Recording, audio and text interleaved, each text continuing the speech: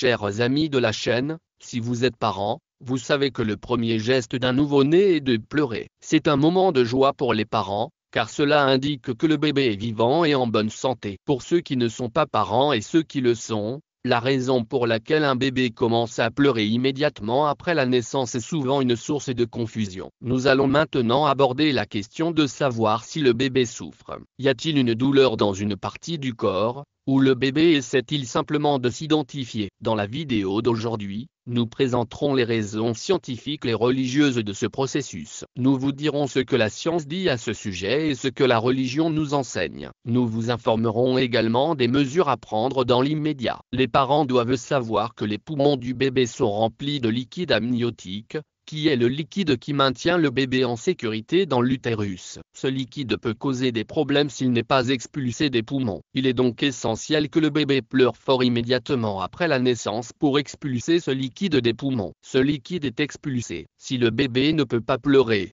la présence de ce liquide dans les poumons peut entraîner un manque d'oxygène et une mort potentielle. Le système d'Allah est parfait. Il fait pleurer le bébé immédiatement après la naissance pour expulser le liquide de ses poumons. Dès que le bébé commence à pleurer, le personnel de l'hôpital et les parents doivent prendre des mesures immédiates. Et les autres membres de la famille commencent tous à se féliciter et à partager des friandises. Chers téléspectateurs, maintenant, laissez-nous vous dire ce que l'islam nous dit à ce sujet. Si vous êtes nouveau sur la chaîne et que vous ne vous êtes pas encore abonné à notre chaîne, faites-le maintenant. Vous recevrez ainsi facilement des notifications sur nos prochaines vidéos. Abu Huraira a dit: j'ai entendu le prophète Muhammad, que la paix soit sur lui, dire que chaque enfant d'Adam est touché par Satan à la naissance, ce qui le fait crier fort, à l'exception de Marie et de son fils Jésus. Abu Huraira a expliqué que c'est à cause de la prière de la mère de Marie. Traduction: Ô Allah,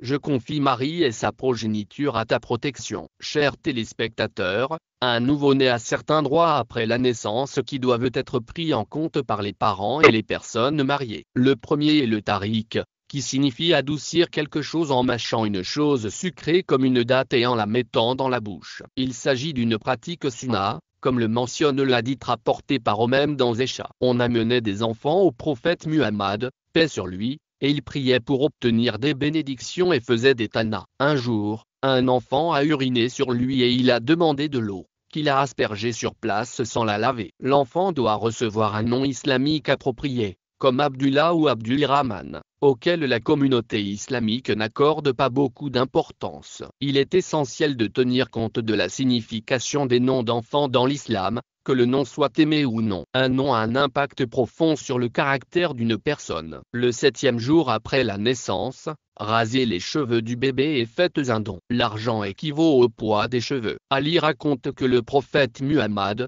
paix sur lui, a accompli l'akika pour Hassan en égorgeant une chèvre et a dit à Fatima de lui raser la tête et de donner de l'argent équivalent au poids de ses cheveux. Fatima a pesé ses cheveux et le poids était égal ou légèrement inférieur à 1 dirham. Chers téléspectateurs, le terme akika est dérivé des lettres racines de l'arabe qui signifie déchirer ou couper. Selon la loi islamique, l'animal abattu après la naissance d'un enfant est appelé k. 2 animaux sont abattus pour un garçon et un pour une fille, comme l'a déclaré Abdullah bin Amr, le prophète Muhammad, que la paix soit avec lui. Il n'aimait pas ce nom parce qu'il ressemblait au mot signifiant « désobéissance ». Il a dit que si quelqu'un souhaite abattre un animal au nom de l'enfant, il doit le faire. Pour un garçon, 2 chèvres et pour une fille, une chèvre. Subar bin Junub a dit que le prophète Muhammad, paix sur lui, a déclaré que chaque garçon est hypothéqué par son akika, qui doit être abattu en son nom le 7e jour. Sa tête doit être rasée et son nom doit être annoncé. L'enfant doit être rasé et son nom doit être annoncé. Vient ensuite la circoncision. Abu Huraira a rapporté que le prophète Muhammad,